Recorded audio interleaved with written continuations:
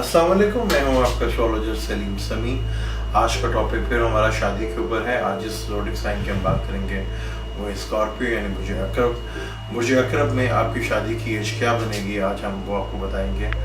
अगर असेंडेंट आपका स्कॉर्पियो है तो उसमें शादी की एज आपकी जो बनेगी वो है 25 से लेकर 27।